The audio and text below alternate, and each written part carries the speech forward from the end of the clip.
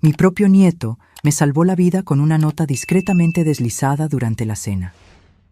«Simula estar enferma y vete inmediatamente», decía el papel arrugado. Confundida, seguí sus instrucciones. 5 minutos después, observé horrorizada cómo mi esposo de 30 años servía champaña envenenada solo en mi copa, mientras me sonreía con amor. Esa noche, descubrí que el hombre con el que compartí mi vida había tramado un plan con mi nuera para heredar mi fortuna tras mi muerte accidental.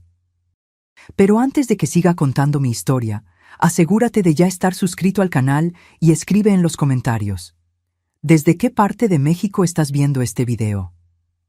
Nos encanta saber qué tan lejos están llegando nuestras historias. Nunca pensé que una cena familiar podría convertirse en el escenario de un intento de asesinato. Especialmente no cuando el asesino era el hombre con el que había compartido la cama durante 3 décadas. El día comenzó como cualquier otro. Yo estaba en la cocina, preparando un pastel de 3 leches para el cumpleaños de 15 años de mi nieto, Santiago. Ricardo, mi esposo, había salido temprano para una reunión de negocios con nuestra nuera, Ximena. No le di mucha importancia en ese momento. Ricardo y Ximena a menudo discutían sobre las inversiones de la familia. «Abuela, va a quedar delicioso», dijo Santiago, mirando mientras yo cubría el pastel con betún de chocolate. Sus ojos, tan parecidos a los de mi difunto hijo, brillaban con expectación. «Eso espero», respondí, sonriendo. «Tu abuelo compró champaña especial para celebrar esta noche». Santiago dudó, como si quisiera decir algo, pero Ximena lo llamó desde la otra habitación. Corrió fuera de la cocina, lanzándome una extraña mirada por encima del hombro. La cena estaba programada para las 7.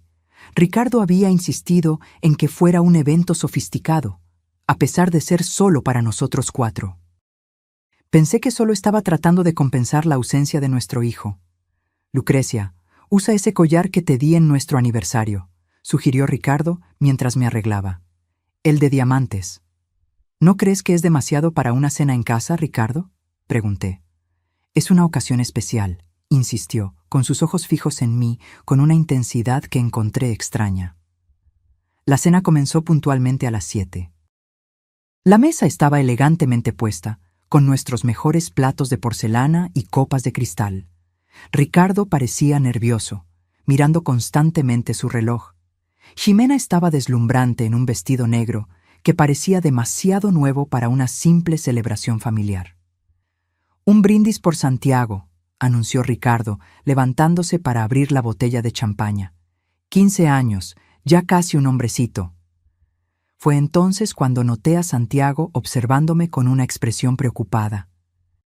Mientras Ricardo servía la champaña, Santiago derramó deliberadamente su vaso de agua. «Lo siento mucho», exclamó, creando un alboroto. En medio de la confusión, pasó junto a mí, deslizando un trozo de papel en mi mano.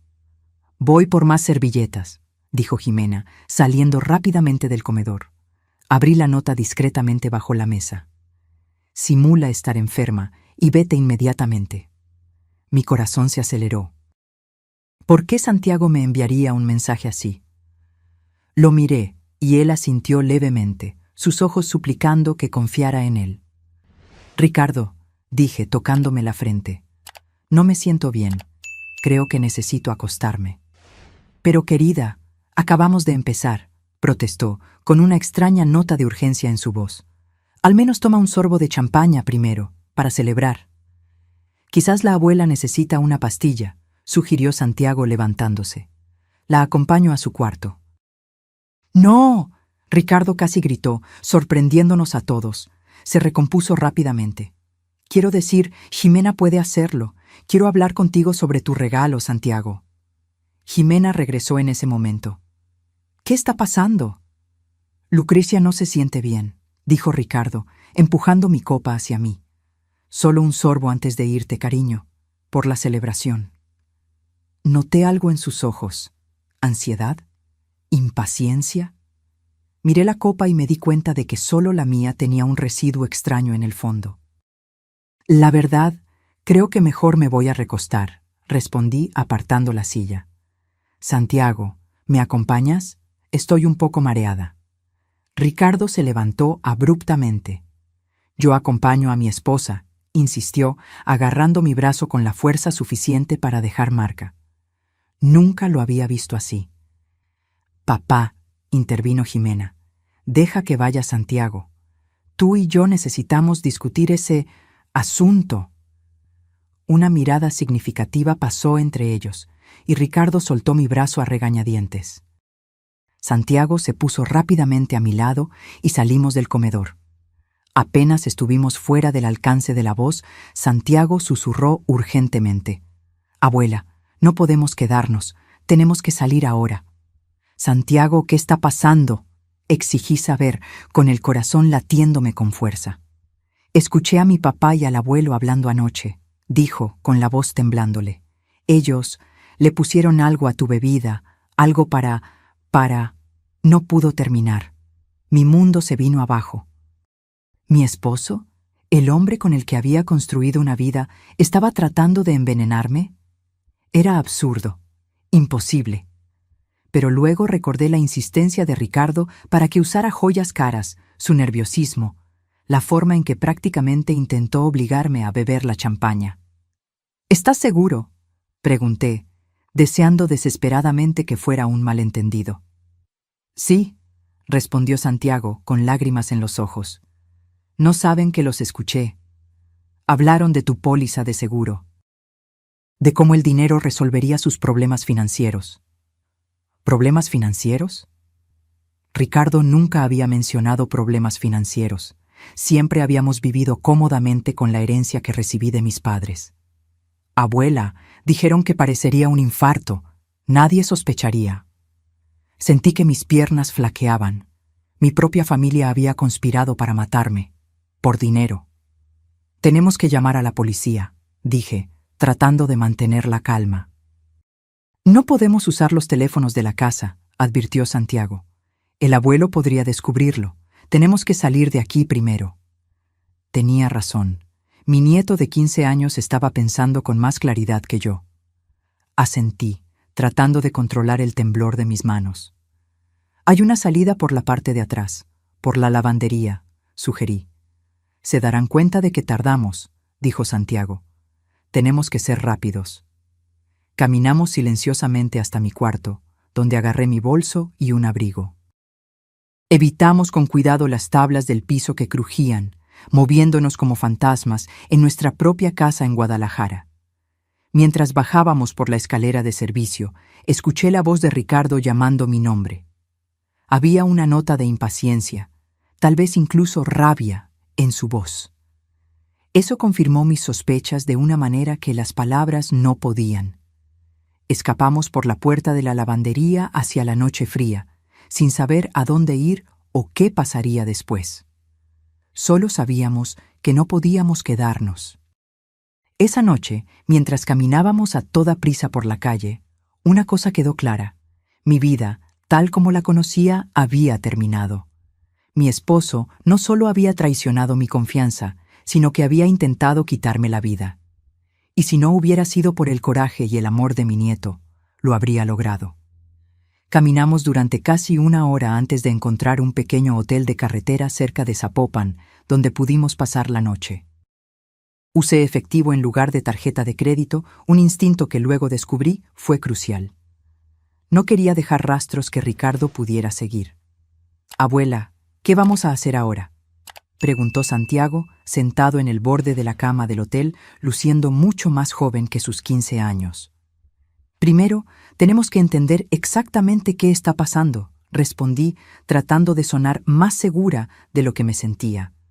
«Cuéntame todo lo que escuchaste». Santiago respiró hondo. «Bajé por un vaso de agua anoche. Estaban en el despacho, el abuelo y mi mamá.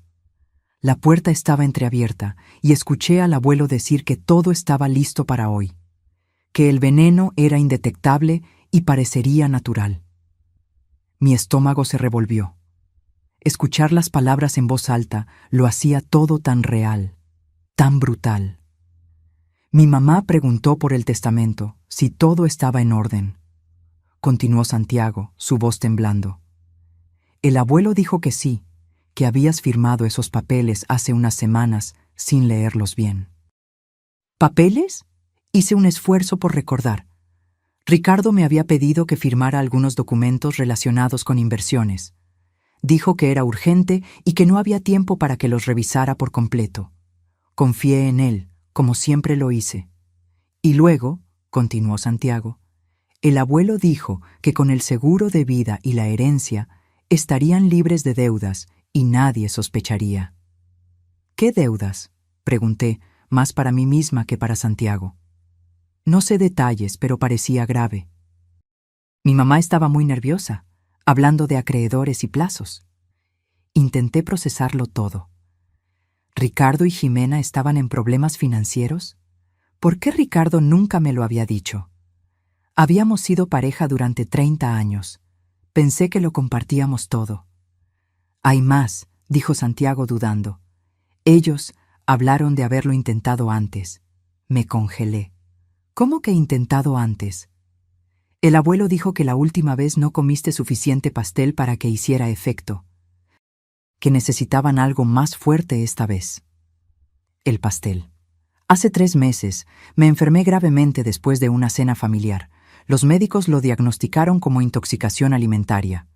Ricardo había sido tan atento, quedándose a mi lado en el hospital, sosteniendo mi mano. Una oleada de náuseas me golpeó. No había sido intoxicación alimentaria.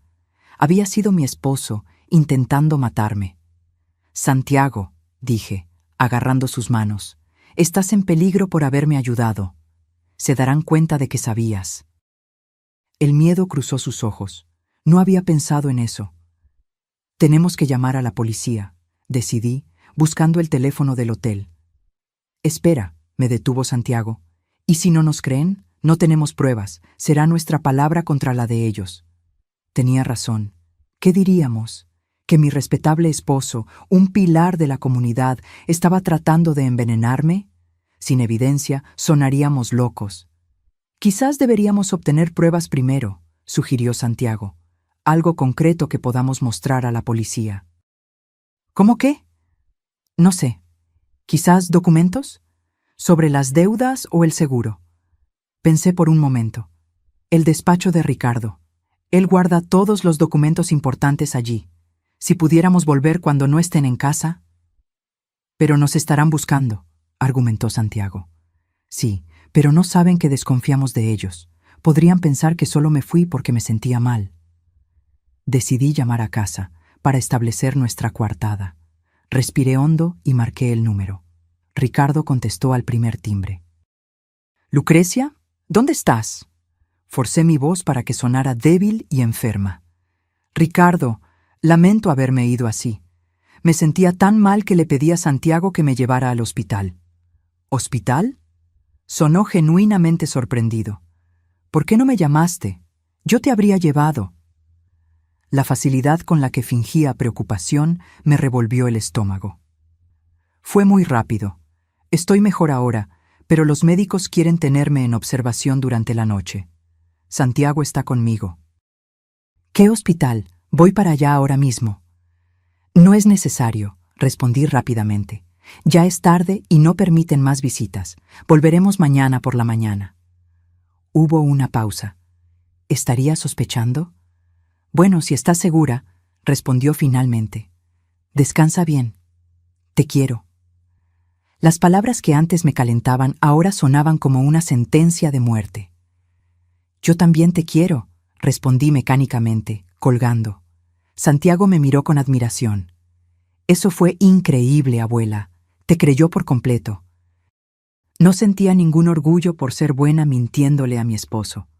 Solo un profundo pesar por haber sido tan ciega durante tanto tiempo.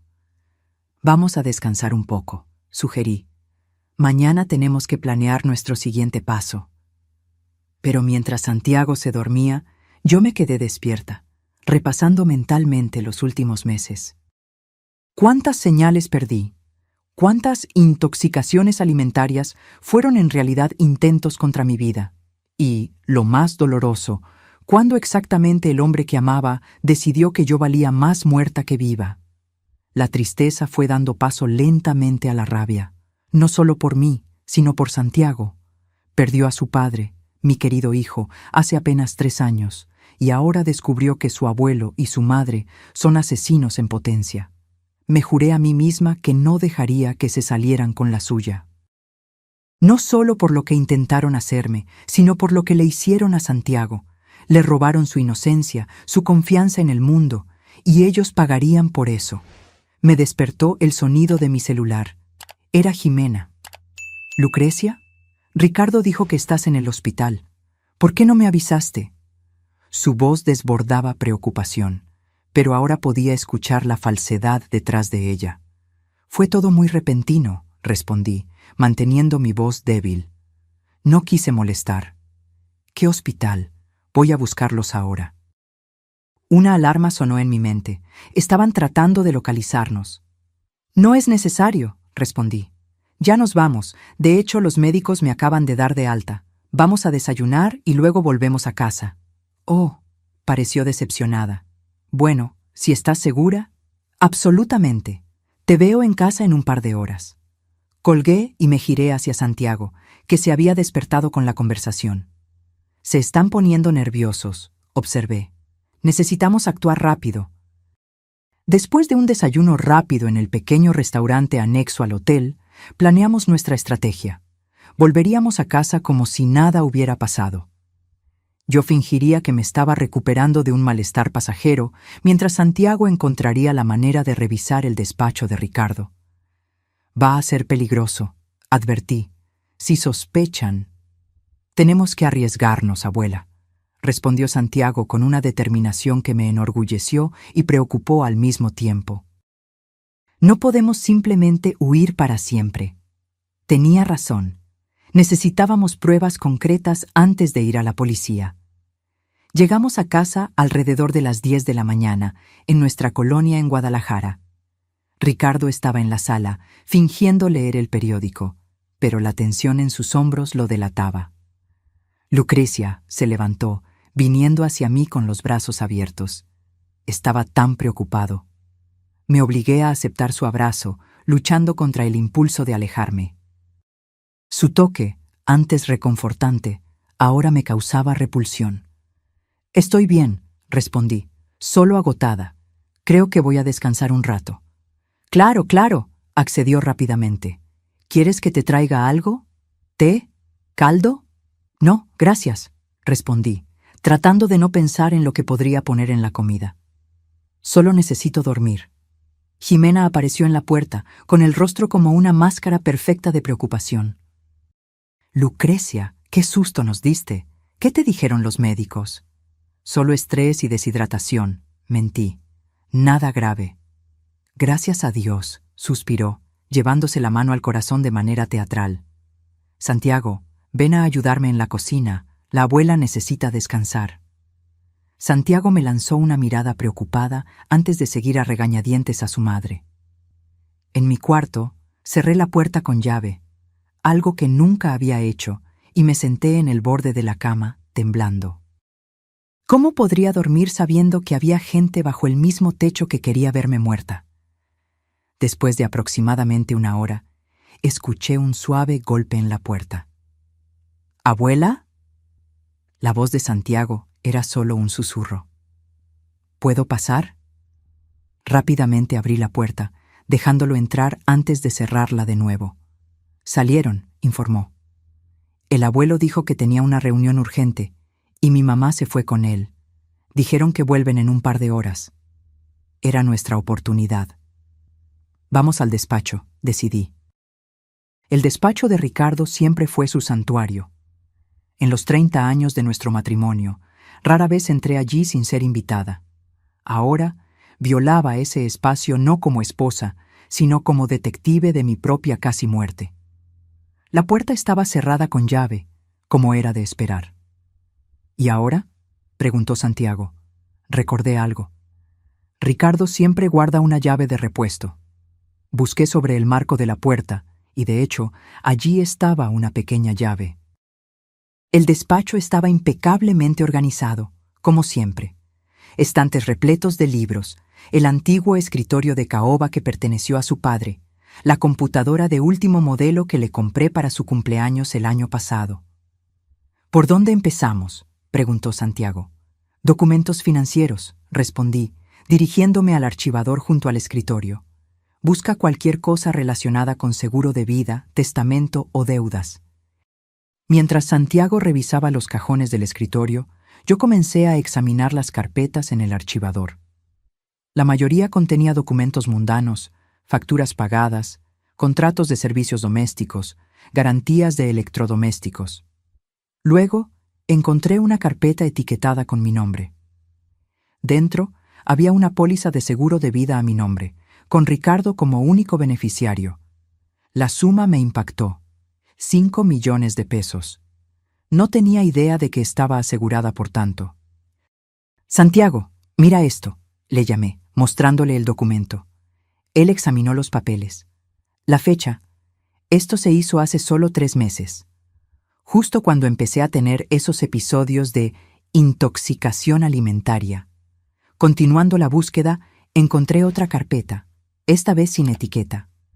Dentro había extractos bancarios que mostraban una cuenta que yo desconocía por completo, con grandes sumas retirándose regularmente. Los extractos mostraban pagos a algo llamado Inversiones Cumbre. «¿Qué es esto?», murmuré.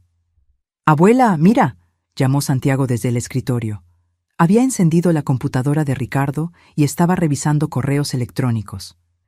«Tiene cientos de correos de estas inversiones cumbre. Parece ser algún tipo de esquema de inversión fraudulento». Miré por encima de su hombro.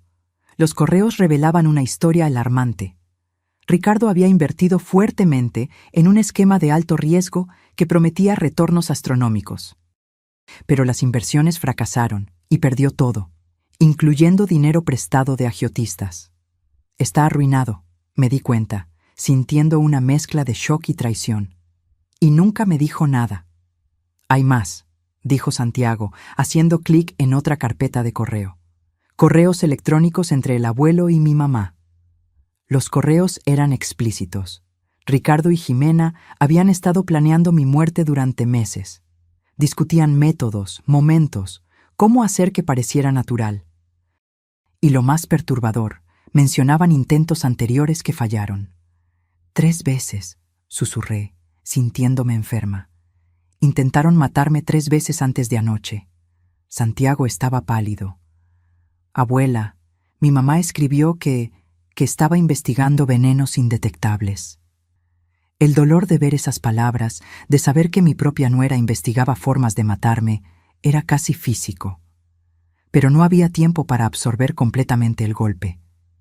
Necesitábamos pruebas que pudiéramos mostrar a la policía. «Imprime esos correos», le dije, «y toma fotos de los documentos del archivador». Mientras Santiago imprimía la evidencia, encontré algo aún más perturbador. Un nuevo testamento, supuestamente firmado por mí hace unas semanas, dejándole todo a Ricardo. La firma se parecía mucho a la mía, pero yo sabía que nunca había firmado tal documento. Falsificaron mi firma, me di cuenta, sintiendo una nueva oleada de traición. Dios mío, ¿desde hace cuánto planeaban esto? Escuchamos el sonido de un carro estacionándose afuera. «¡Volvieron!», exclamó Santiago, el pánico evidente en su voz.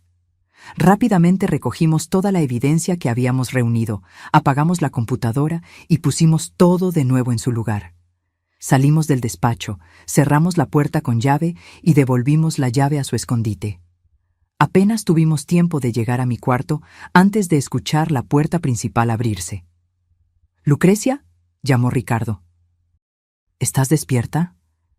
Intercambié una mirada con Santiago. Estábamos sentados sobre una bomba de tiempo y el tiempo se acababa. «Quédate aquí», susurré a Santiago. «Voy a bajar y actuar normal». Puse las pruebas que habíamos recopilado dentro de un libro en mi estantería, un lugar que Ricardo nunca miraría, y bajé las escaleras, forzando una sonrisa. «Me siento mucho mejor después de descansar», anuncié. Ricardo y Jimena estaban en la sala, hablando en voz baja.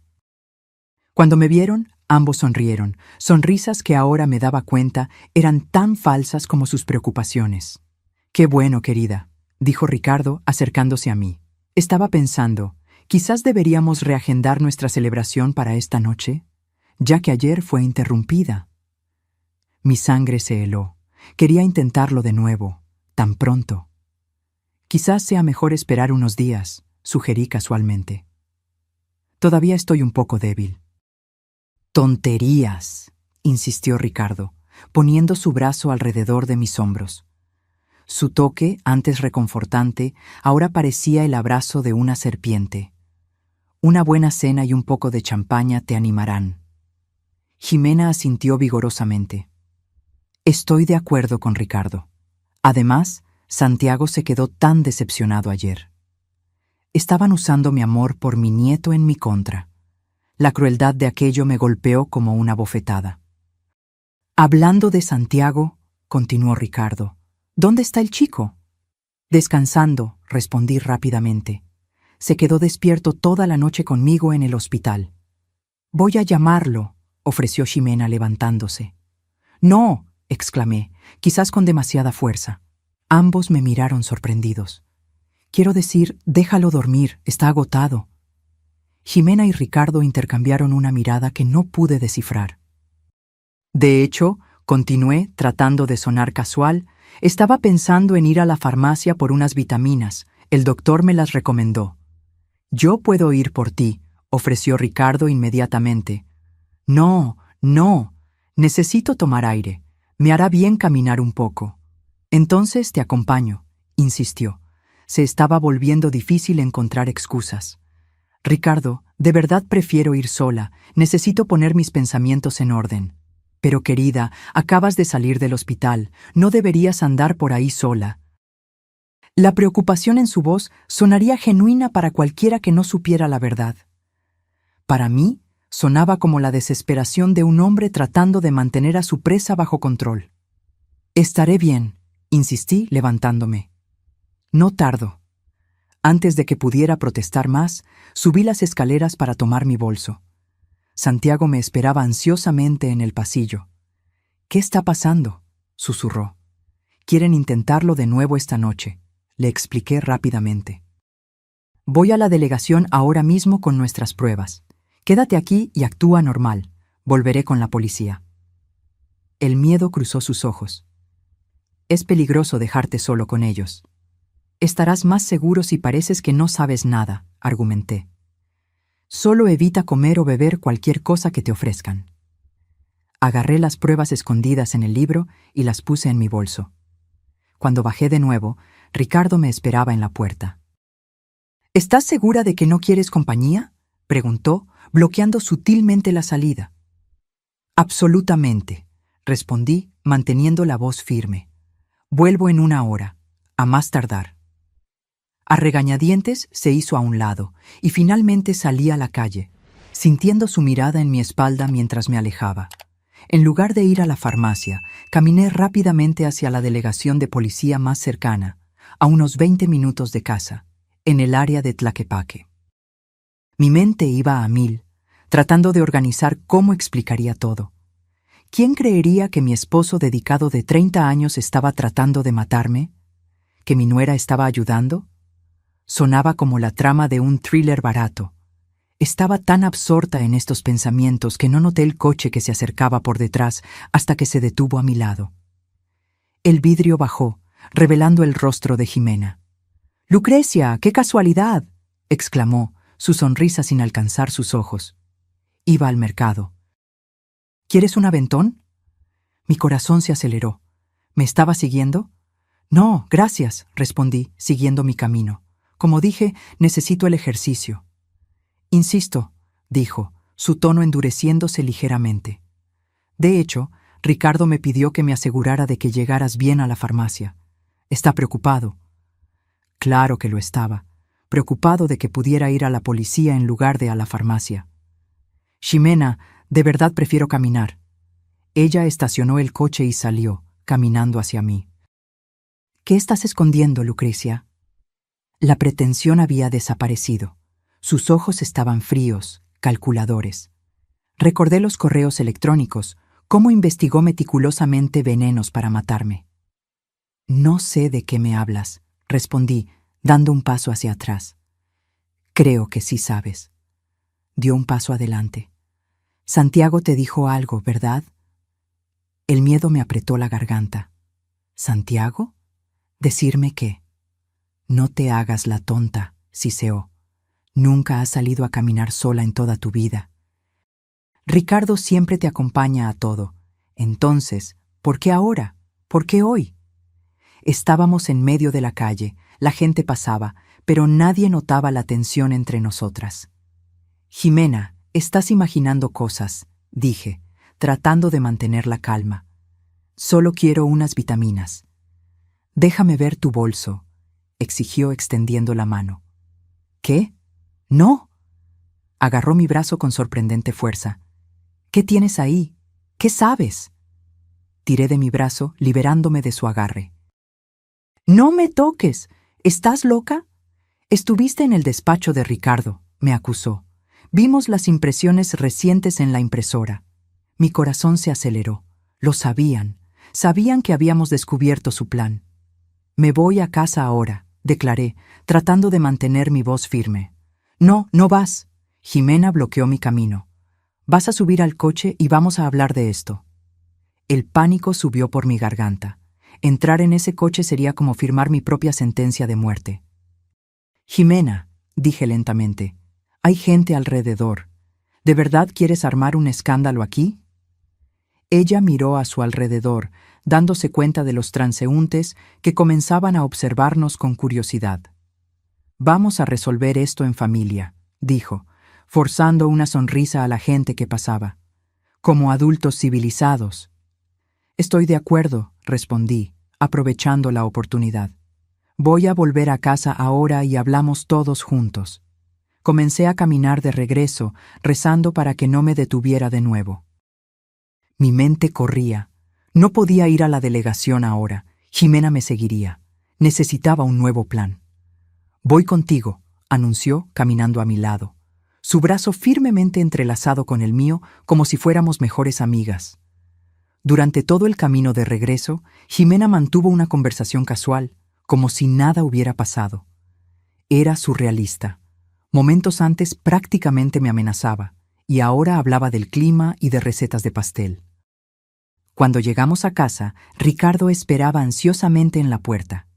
Encontré a Lucrecia en el camino, explicó Jimena significativamente. Decidimos que era mejor que descansara un poco más antes de salir. La mirada que Ricardo me dio fue gélida, a pesar de su cálida sonrisa. Claro, querida, tienes que cuidar tu salud. Entré en casa sintiéndome como una prisionera. ¿Dónde estaba Santiago? Lo busqué y lo encontré en la sala, hojeando una revista con falsa casualidad. Nuestras miradas se cruzaron brevemente, y traté de comunicar silenciosamente que algo había salido mal. Santiago, llamó Jimena, su voz empalagosa. ¿Puedes ayudar a tu abuela a subir? No se siente bien de nuevo. Era una trampa para separarnos, lo sabía, pero también era nuestra única oportunidad de comunicación. Santiago se acercó a mí, ofreciéndome su brazo. Mientras subíamos las escaleras, susurré rápidamente. Lo saben. Tenemos que salir de aquí lo más rápido posible. Sus ojos se abrieron de miedo, pero mantuvo la compostura. ¿Cómo? No pude llegar a la delegación. Jimena me siguió. Llegamos a mi cuarto y Santiago cerró la puerta detrás de nosotros. Van a hacer algo esta noche, continué susurrando. En la cena, necesitamos un plan. Podríamos intentar salir por la ventana, sugirió Santiago, mirando la gran ventana del cuarto que daba al jardín trasero. Es muy alto, respondí, evaluando la distancia al suelo. Y probablemente están vigilando la casa. Nos sentamos en silencio por unos momentos, la gravedad de la situación pesando sobre nosotros. Estábamos atrapados en nuestra propia casa con gente que quería vernos muertos. ¿Y si fingimos que aceptamos la cena?, propuso Santiago. ¿Pero grabamos todo? Si logramos que admitan el plan, tendríamos pruebas. Era arriesgado, pero podría funcionar. ¿Cómo haríamos eso? Tengo una grabadora en mi celular. Podría dejarla escondida en el comedor. No era un plan perfecto, pero era lo mejor que teníamos en ese momento. Está bien, acepté, pero tenemos que ser extremadamente cuidadosos. Nada de comer o beber cualquier cosa que nos ofrezcan. Llamaron a la puerta, haciéndonos saltar. ¿Lucrecia? Era la voz de Ricardo. ¿Puedo pasar? Santiago y yo intercambiamos miradas alarmadas antes de que yo respondiera. «Claro, cariño». Ricardo entró, con el rostro como una máscara de preocupación. «¿Cómo te sientes?» «Un poco mejor», respondí. Pero todavía cansada. «Ximena y yo estábamos hablando», dijo, sentándose en el borde de la cama. «Creemos que quizás deberías consultar a un especialista. Estos desmayos repentinos podrían ser señal de algo más serio». Estaban construyendo una narrativa, preparando el terreno para cuando yo muriera de causas naturales. «Quizás tengas razón», estuve de acuerdo, jugando su juego. «Programaré una cita la próxima semana». «¿Por qué no hoy?», insistió. «Puedo llamar ahora mismo al doctor Torres». El doctor Torres, el médico que diagnosticó erróneamente mis anteriores intoxicaciones alimentarias. ¿Estaría él también involucrado? «Hoy no», respondí. «Estoy agotada, solo quiero descansar un poco». «Bueno, al menos cena con nosotros esta noche», dijo Ricardo, su voz suave pero insistente. «Ximena está preparando algo especial para compensar la interrupción de ayer». Tragué saliva. Claro, no puedo esperar. Cuando Ricardo se fue, Santiago y yo intercambiamos miradas. El plan estaba en marcha. ¿Sobreviviríamos a esta noche o sería nuestro fin? Las horas siguientes fueron un ejercicio de nervios. Me quedé en mi cuarto, fingiendo descansar, mientras en realidad preparaba una pequeña maleta con artículos esenciales, documentos, dinero, algo de ropa. Si conseguíamos las pruebas esta noche, huiríamos de inmediato. Alrededor de las 7, Ximena nos llamó a cenar. La mesa estaba impecablemente puesta, casi idéntica a la noche anterior. Los mismos platos finos, las mismas copas de cristal, la misma botella de champaña cara. Santiago había logrado esconder su celular debajo del aparador cerca de la mesa, posicionado para captar todas las conversaciones. Nuestro plan era simple: hacer que hablaran sobre el veneno, grabar la confesión y luego crear alguna distracción que nos permitiera escapar e ir directamente a la policía. «Qué bueno verte mejor, Lucrecia», comentó Ximena, sirviendo la sopa. Noté que servía mi plato directamente de la fuente, mientras los otros se servían a sí mismos. «Gracias», respondí, mirando el plato con desconfianza. No tocaría esa comida ni aunque mi vida dependiera de ello. Irónicamente, ese era exactamente el caso. «Un brindis», anunció Ricardo, levantándose para servir la champaña. «Por la salud de la familia». De nuevo observé cómo llenaba mi copa de una botella específica, diferente a la que se sirvió a sí mismo y a los demás. «Por la salud», accedí, levantando la copa pero solo fingiendo beber. La cena transcurrió en una atmósfera tensa y surrealista. Conversaciones superficiales sobre el clima, sobre noticias, como si no estuviéramos todos envueltos en un juego mortal. Noté que Santiago tampoco estaba comiendo, solo movía la comida por su plato. Ximena se dio cuenta.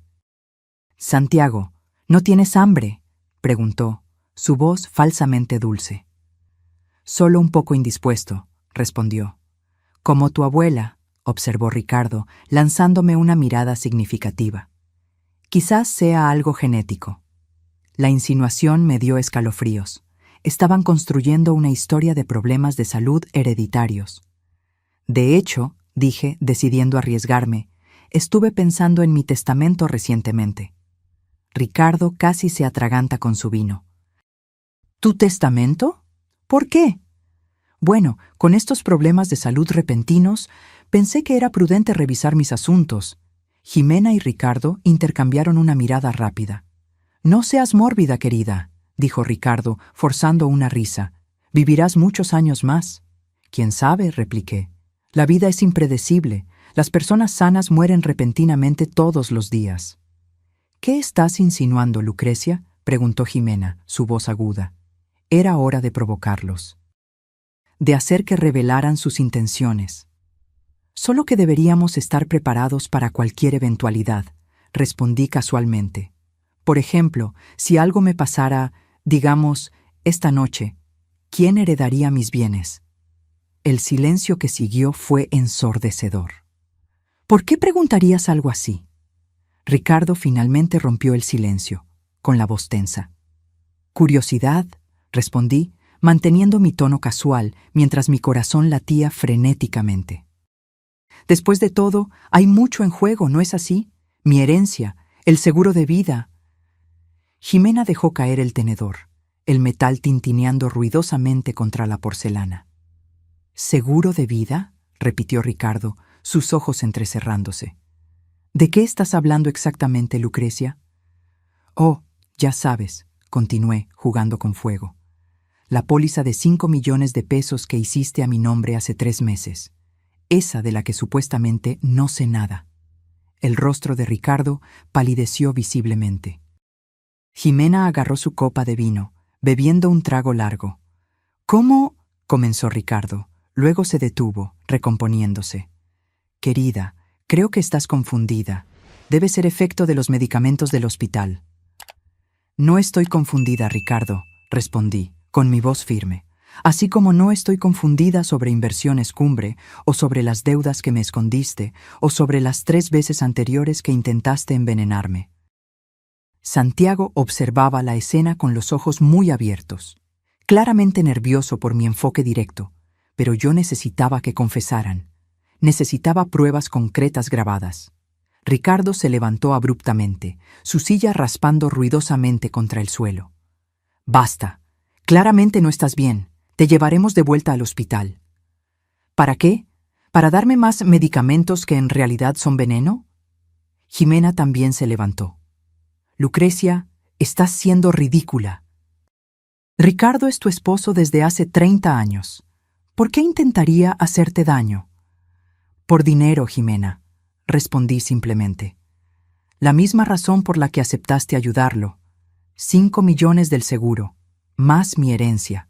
Suficiente para cubrir sus deudas y que todavía le sobrara bastante.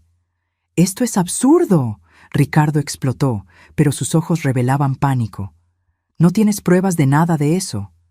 «De hecho», dije, inclinándome hacia adelante, «tengo. Correos electrónicos, documentos, el testamento falsificado, todo». El rostro de Ricardo se contorsionó en una máscara de furia. «Estuviste en mi despacho». No era una pregunta. «Y tú pusiste veneno en mi comida», repliqué. «Creo que estamos a mano». Jimena dio un paso en mi dirección, su comportamiento completamente transformado. Ya no había pretensión de preocupación, solo rabia cruda. «No lo entiendes, ¿verdad?», siseó. «Lo perdió todo». ¡Todo! Las inversiones, el dinero de tu hijo, sí, el dinero que se suponía que iría para Santiago. Ricardo lo apostó todo y perdió.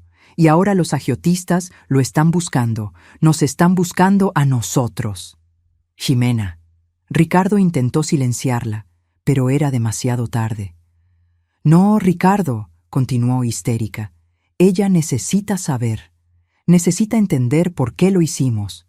Amenazaron a Santiago, Lucrecia. Dijeron que le harían daño si no pagábamos».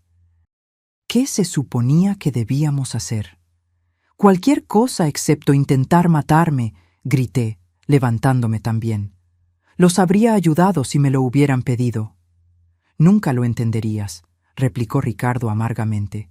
«Tú y tu dinero, tu herencia, siempre sintiéndote superior porque venías de una familia rica mientras yo tenía que trabajar por cada peso». La revelación me impactó. ¿Eso era lo que pensaba de mí durante todos estos años? ¿Que yo me creía superior?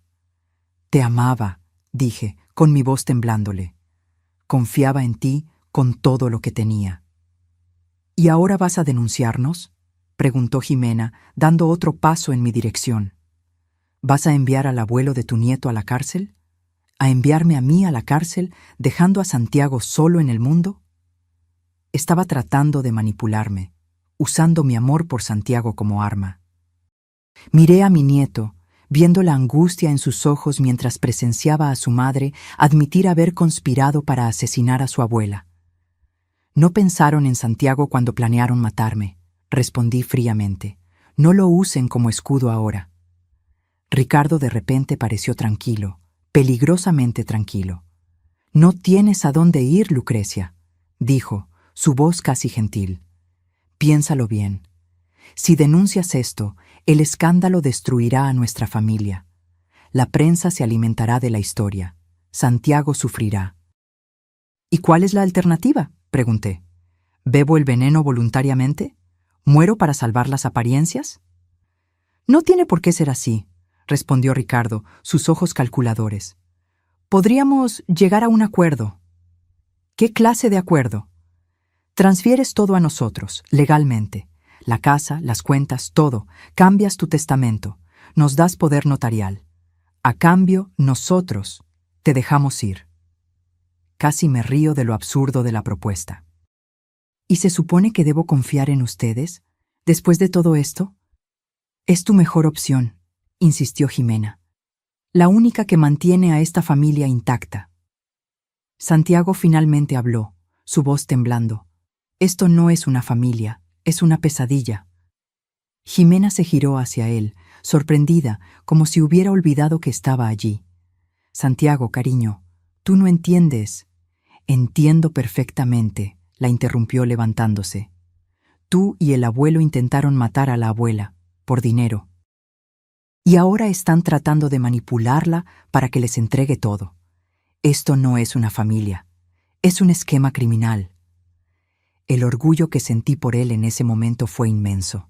A pesar de todo, podía ver la situación con la claridad moral que le faltaba a su propia madre. «Vámonos, abuela», dijo Santiago, viniendo a mi lado. «No van a ninguna parte», declaró Ricardo, bloqueando nuestro camino hacia la puerta. «No hasta que resolvamos esto». «Está resuelto», respondí firmemente. «Se acabó, Ricardo. Traicionaste mi confianza de la peor manera posible. No hay acuerdo, no hay negociación». La mirada que me lanzó fue gélida.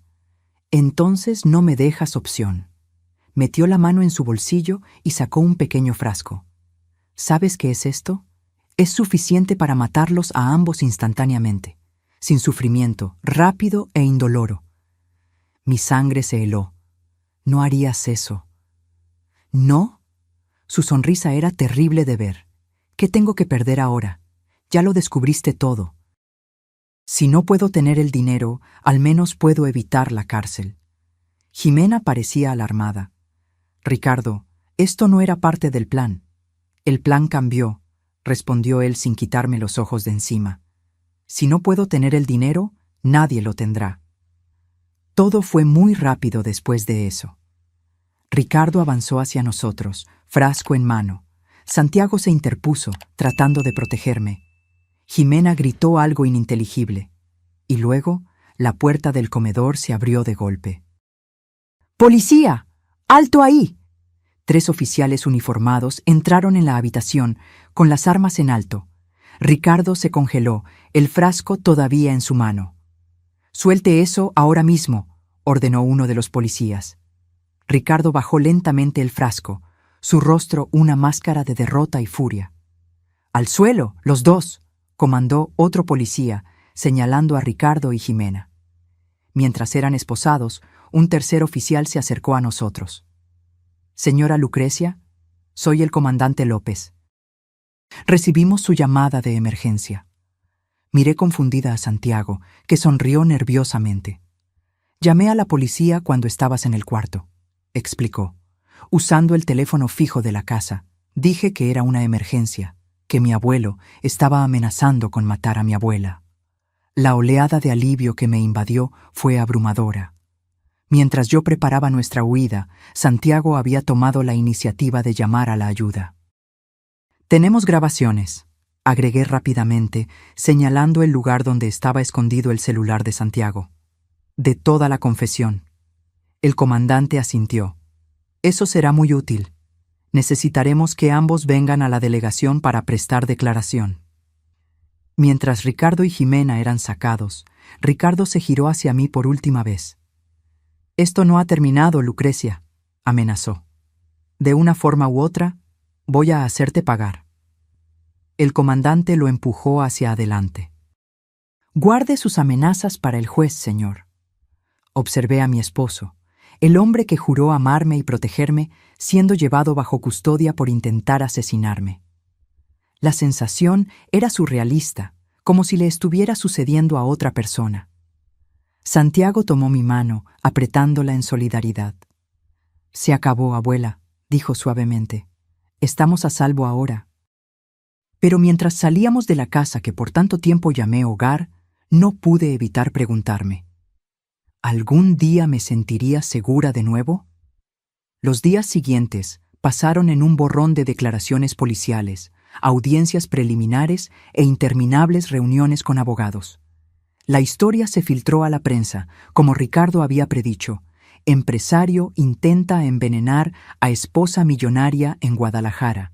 Encabezaba los titulares locales. Santiago y yo nos hospedamos en un hotel en el centro, incapaces de volver a la casa que ahora estaba contaminada con recuerdos de traición. La policía encontró suficiente evidencia para mantener a Ricardo y Jimena detenidos sin derecho a fianza. El frasco que Ricardo había blandido contenía de hecho una dosis letal de arsénico, y exámenes toxicológicos confirmaron rastros de la sustancia en la comida y bebida que me sirvieron esa noche. Sentada en el cuarto del hotel, viendo la cobertura del caso en la televisión, me sentía como una espectadora de mi propia vida. ¿Cómo no me di cuenta de lo que estaba sucediendo bajo mi propio techo? ¿Cómo fui tan ciega? «No es tu culpa, abuela», dijo Santiago, como si leyera mis pensamientos. Se había convertido en mi roca durante toda esta pesadilla. «Debí haberme dado cuenta», respondí, apagando la televisión. Todas esas intoxicaciones alimentarias, los documentos que Ricardo me hizo firmar sin leer bien, tantas señales. Tú confiabas en él. Era tu esposo. 30 años, murmuré. 30 años de matrimonio, y fue capaz de planear fríamente mi muerte. El abogado que contraté, el licenciado Martínez, confirmó que Ricardo había dilapidado prácticamente toda nuestra fortuna con inversiones fraudulentas. La empresa fantasma, Inversiones Cumbre, había desaparecido con millones y Ricardo había recurrido a agiotistas para intentar recuperar el dinero perdido. La buena noticia, explicó el licenciado Martínez en nuestra reunión de esa tarde, es que logramos rastrear algunas de las transferencias. Con suerte, podremos recuperar parte del dinero. La mala noticia es que su situación financiera está comprometida por ahora. No me importa el dinero, respondí honestamente. Solo quiero que paguen por lo que hicieron. Y pagarán, me aseguró. Las pruebas son contundentes. La grabación que consiguieron es particularmente incriminatoria. Difícilmente escaparán de condenas largas. Había otra cuestión, más delicada. ¿Y qué pasará con Santiago? El abogado suspiró. Legalmente, es menor de edad y quedaría bajo la tutela del Estado hasta que cumpla los 18, ya que ambos padres están indispuestos. Santiago, que había insistido en participar en todas las reuniones, se enderezó en su silla. Quiero quedarme con la abuela. Estamos preparando una solicitud de tutela temporal, explicó el licenciado Martínez. Dadas las circunstancias excepcionales, creo que el juez la concederá. Miré a mi nieto, sintiendo una mezcla de orgullo y pesar. A los 15 años había presenciado y enfrentado más traumas que muchos adultos. Primero la muerte de su padre, ahora esto. ¿Cómo estás lidiando con todo esto?, le pregunté más tarde, mientras cenábamos en el restaurante del hotel. Santiago movió la comida por un momento antes de responder. Honestamente, no sé. Es como si mi vida hubiera sido una mentira. No todo, respondí suavemente. El amor de tu padre por ti nunca fue una mentira, y el mío tampoco. A veces me pregunto, dijo titubeante, si mi mamá siempre fue así, si mi papá lo sabía. El dolor en sus ojos era palpable. Jimena no era solo mi nuera, era su madre, la persona que se suponía que debía protegerlo por encima de todo. Creo que la gente rara vez comienza siendo mala, Santiago, respondí cuidadosamente. Toman una pequeña mala elección, luego otra y otra, hasta que se encuentran haciendo cosas que nunca imaginaron ser capaces de hacer. ¿Cómo conspirar para asesinar a su suegra? Como conspirar para asesinar a su suegra, estuve de acuerdo tristemente. En las semanas siguientes intentamos establecer una nueva rutina. Alquilé un pequeño departamento en Coyoacán, inscribí a Santiago en una nueva escuela y comenzamos a reconstruir nuestras vidas. El proceso contra Ricardo y Jimena avanzaba, con audiencias preliminares revelando aún más detalles sórdidos sobre el plan.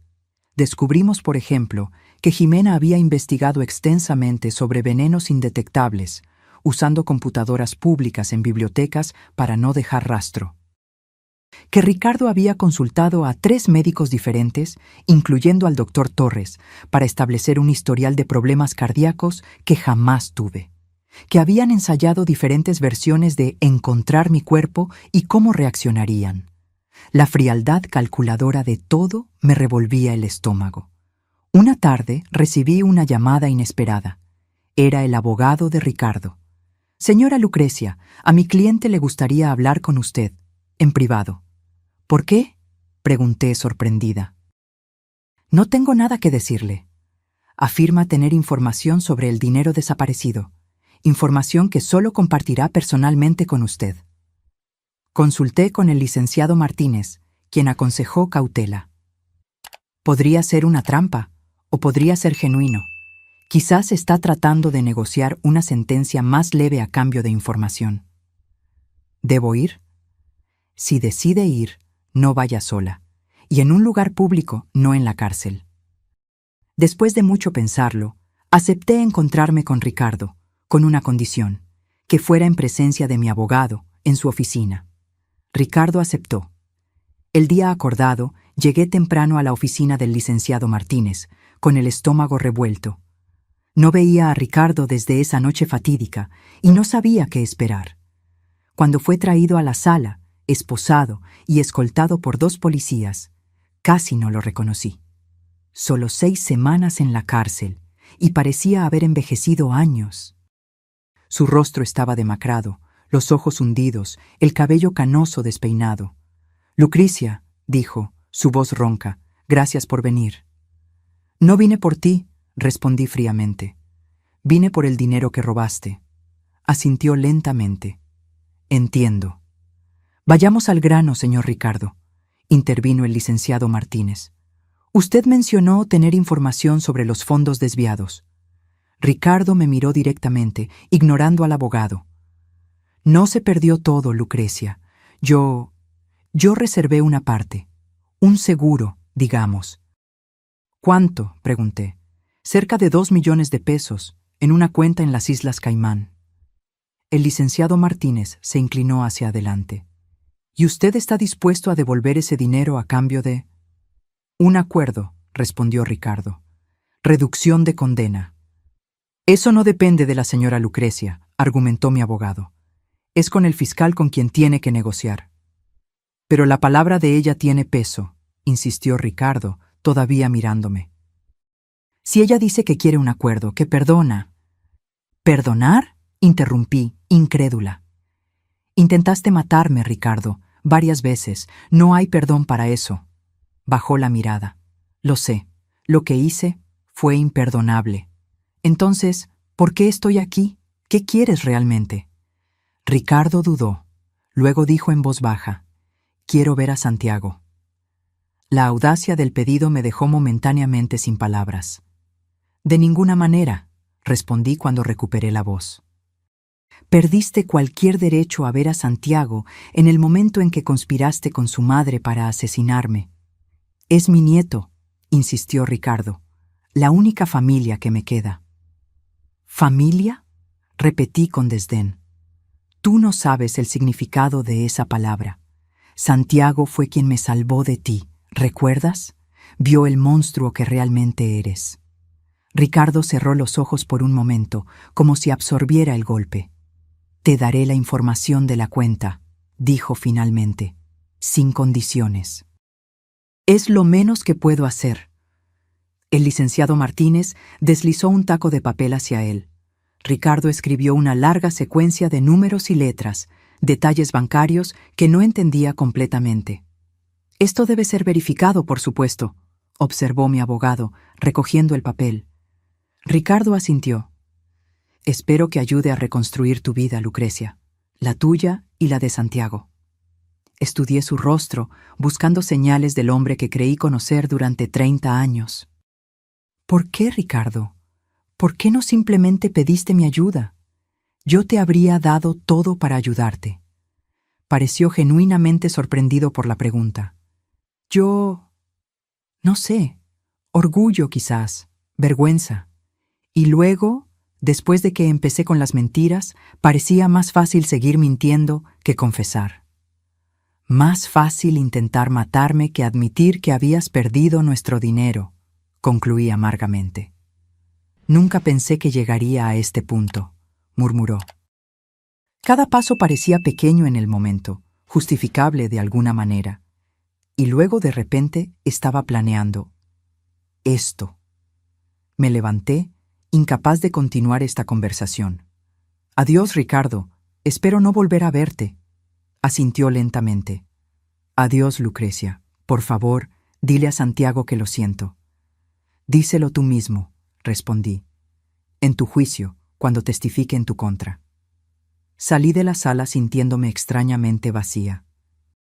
No había satisfacción en ver a Ricardo reducido a esto, solo una profunda tristeza por el desperdicio de tantos años, tantos recuerdos ahora manchados para siempre.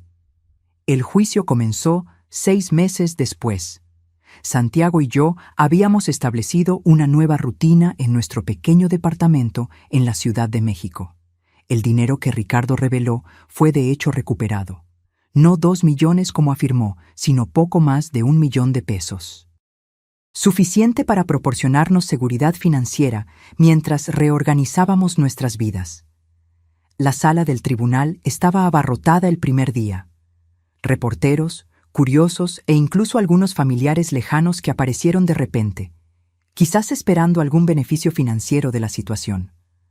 Santiago insistió en estar presente, a pesar de mis preocupaciones sobre el impacto emocional que esto tendría en él. Necesito ver esto hasta el final, abuela, explicó, para poder seguir adelante. Jimena y Ricardo entraron por separado, ambos vestidos con ropa sencilla, sin las joyas y accesorios caros que antes ostentaban. Jimena evitó mirar en nuestra dirección, pero Ricardo buscó nuestros ojos de inmediato. Cuando nos localizó, algo en su rostro cambió. Una mezcla de vergüenza y resignación. El juicio fue brutal. Las evidencias en su contra eran abrumadoras. Las grabaciones de audio, los correos electrónicos que detallaban sus planes, los resultados toxicológicos de las muestras de comida de esa noche, las declaraciones de los médicos que confirmaron que yo nunca tuve los problemas cardíacos que Ricardo había documentado, y testigos que confirmaron las transacciones financieras fraudulentas. El momento más difícil fue cuando Santiago fue llamado a testificar. Subió al estrado con la cabeza en alto, pero pude ver cómo le temblaban ligeramente las manos. Santiago, comenzó la fiscal con suavidad, ¿puede contarnos lo que escuchó la noche anterior al intento de envenenamiento? Santiago respiró hondo antes de responder. Bajé a tomar un vaso de agua. Escuché voces en el despacho de mi abuelo, él y mi madre. La puerta estaba entreabierta y pude escuchar claramente. Estaban discutiendo cómo envenenarían a mi abuela en la cena de cumpleaños. ¿Y qué hizo con esa información? Al principio me quedé paralizado. No podía creerlo. Volví a mi cuarto y lloré. Pensé que quizás había entendido mal. Pero a la mañana siguiente vi a mi madre separando la champaña especial, la que solo se le serviría a mi abuela. Fue entonces cuando supe que era real. ¿Y luego? Decidí que tenía que avisarle a mi abuela. Durante la cena, logré pasarle una nota, diciéndole que fingiera estar enferma y se fuera inmediatamente.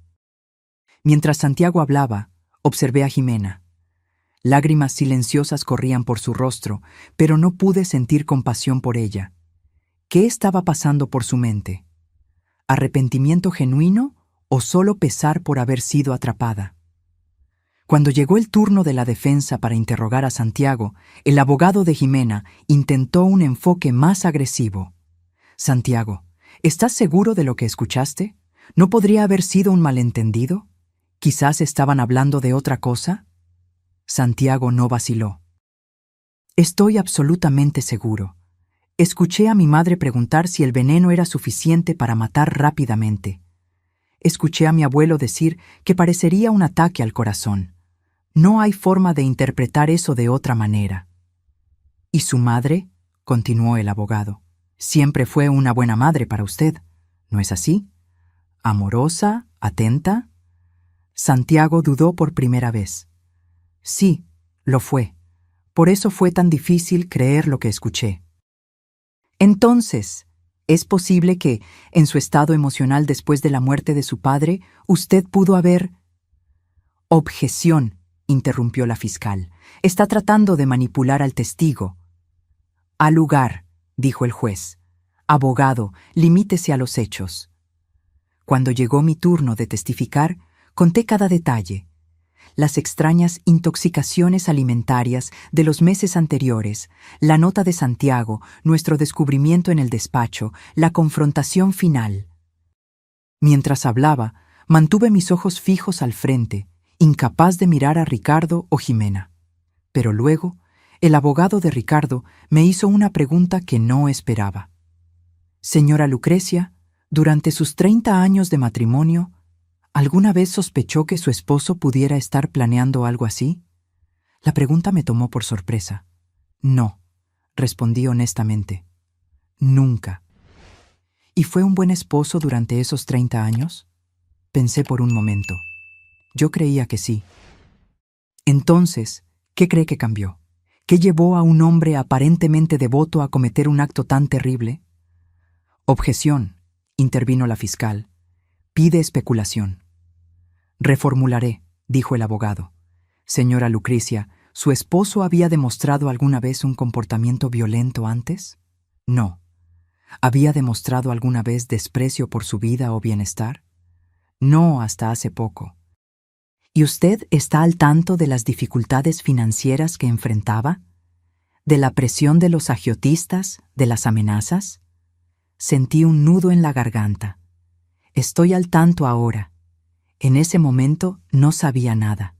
Él nunca compartió eso conmigo.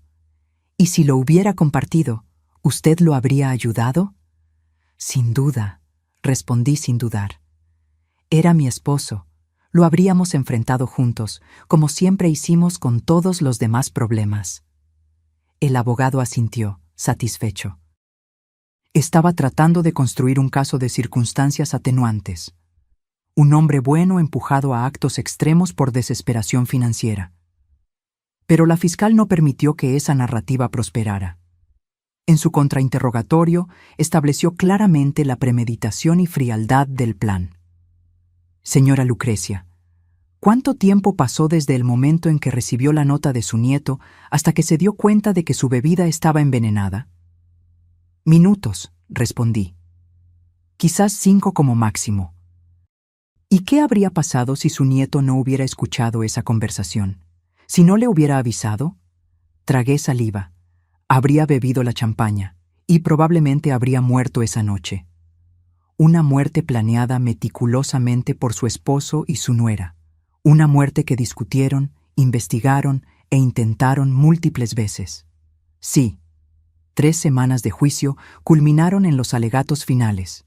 La fiscal fue implacable, pintando un cuadro claro de codicia y crueldad calculada. Los abogados defensores apelaron a la compasión del jurado, enfatizando las dificultades financieras y la presión bajo la que estaban Ricardo y Ximena. El jurado deliberó por solo 4 horas. En el caso del Estado contra Ricardo Santos, ¿cómo decide el jurado? Encontramos al acusado culpable de todos los cargos. En el caso del Estado contra Jimena Santos, ¿cómo decide el jurado? Encontramos a la acusada culpable de todos los cargos. Sentí a Santiago apretar mi mano mientras se leían los veredictos. Lo miré y vi lágrimas silenciosas correr por su rostro. Para mí, este era el fin de un matrimonio, el cierre de un capítulo doloroso. Para él, era mucho más, la confirmación oficial de que su madre había conspirado para matar a su abuela. En la audiencia de sentencia, 2 semanas después, Ricardo recibió 25 años de prisión. Jimena, considerada menos culpable por no haber sido la ideóloga del plan, recibió 18 años. Antes de ser llevados, a ambos se les permitió hablar. Ricardo me miró directamente a mí y a Santiago. Lucrecia, Santiago, sé que las palabras son inadecuadas para lo que hice. No espero perdón, ni lo merezco. Solo quiero que sepan que, por imposible que parezca creer ahora, hubo un tiempo en que mi amor por ustedes fue real. Lamento profundamente haber destruido eso. Jimena lloraba abiertamente. Santiago, mi hijo, sé que te he fallado de la peor manera posible. No tengo excusas. Solo quiero que sepas que, a pesar de todo, siempre te amé. Siempre. Santiago no respondió. Permanecimos sentados en silencio mientras los guardias se los llevaban. Afuera del tribunal, los reporteros nos rodearon, pero el licenciado Martínez abrió paso entre ellos, protegiéndonos de las preguntas insistentes. ¿Cómo se siente con el veredicto? ¿Puede perdonar a su esposo? ¿Qué harán ahora? En el coche, Santiago finalmente habló. Realmente se acabó, ¿verdad? Sí, respondí suavemente. Se acabó. ¿Crees que ella me amaba de verdad? ¿Mi mamá? La pregunta me rompió el corazón. ¿Cómo responder a eso? ¿Cómo reconciliar a la Jimena que amaba a su hijo con la Jimena que conspiró para asesinar? Creo que sí, respondí finalmente. Las personas son complicadas, Santiago. Pueden amar genuinamente y aún así hacer cosas terribles. No creo que haya dejado de amarte. Creo que se convenció de que lo que estaba haciendo era, de alguna manera, por tu bien. Se quedó en silencio por un largo rato antes de preguntar. ¿Y ahora qué? ¿Qué hacemos? Era una pregunta que yo misma me había estado haciendo. Seguimos viviendo, un día a la vez. Pasó un año. La vida encontró un nuevo ritmo. Vendimos la casa antigua. Ninguno de nosotros podría vivir allí de nuevo. Y compramos una pequeña casa en Cancún cerca de la nueva escuela de Santiago. Con el dinero recuperado y la venta de la casa, estábamos financieramente estables, aunque lejos de la riqueza que alguna vez tuvimos. Santiago se adaptó sorprendentemente bien. Hizo nuevos amigos, sus calificaciones mejoraron e incluso comenzó a jugar fútbol, algo en lo que nunca había mostrado interés antes. En nuestras conversaciones, rara vez mencionaba a sus padres, como si hubiera compartimentado esa parte de su vida. Encontré consuelo en un grupo de apoyo para víctimas de violencia doméstica. Al principio, me sentí fuera de lugar. Mi caso parecía tan extremo comparado con los demás. Pero poco a poco me di cuenta de que todas compartíamos la misma experiencia fundamental, la traición de la confianza por alguien que se suponía que debía protegernos. En una de las sesiones conocí a Teresa, una mujer de mi edad que sobrevivió a años de abuso. Nos hicimos amigas cercanas, unidas por nuestras experiencias compartidas. ¿Cómo puedes volver a confiar?, le pregunté un día mientras tomábamos café. ¿Después de todo? Ella sonrió dulcemente. Nunca confías de la misma manera, y no deberías, pero aprendes a confiar de manera diferente, con los ojos abiertos, consciente de los riesgos, pero aún dispuesta a intentarlo. Sus palabras resonaron conmigo. Me di cuenta de que había pasado tanto tiempo mirando hacia atrás, reviviendo cada momento de mi matrimonio, buscando señales que me perdí, que no estaba realmente viviendo en el presente. En el cumpleaños número 16 de Santiago, organicé una pequeña fiesta. Vinieron sus nuevos amigos, así como Teresa y algunas personas del grupo de apoyo que se habían vuelto importantes en nuestras vidas. Observando a Santiago reír con sus amigos, me di cuenta de cuánto había crecido en el último año, no solo físicamente, sino en madurez y resiliencia. Más tarde esa noche, cuando todos se habían ido, Santiago me entregó un pequeño paquete. «¿Qué es esto?», pregunté sorprendida. «Es tu cumpleaños. Yo debería estar dándote regalos». «Ábrelo», insistió. Dentro había un delicado portarretratos de plata. La foto nos mostraba a los dos sonriendo en nuestro nuevo jardín, el sol de verano bañando nuestros rostros. En el marco estaba grabado: «Para mi heroína». «Santiago», comencé, sintiendo lágrimas en los ojos. «Salvaste nuestras vidas, abuela», dijo simplemente. No solo esa noche, sino todos los días desde entonces. Lo abracé con fuerza, pensando en nuestro viaje. De una familia destrozada por la traición, habíamos construido algo nuevo, más pequeño, más simple, pero genuino. Esa nota: «Simula estar enferma y vete inmediatamente», había marcado el fin de la vida que conocíamos, pero también el comienzo de una nueva. Una vida construida sobre la verdad, no ilusiones, sobre amor real, no pretensión. «Nos salvamos el uno al otro», respondí finalmente. Y, por primera vez en mucho tiempo, creí sinceramente que estaríamos bien. Ahora, si te gustó esta historia, haz clic en suscribirte y dime en los comentarios qué parte te dejó con la boca abierta.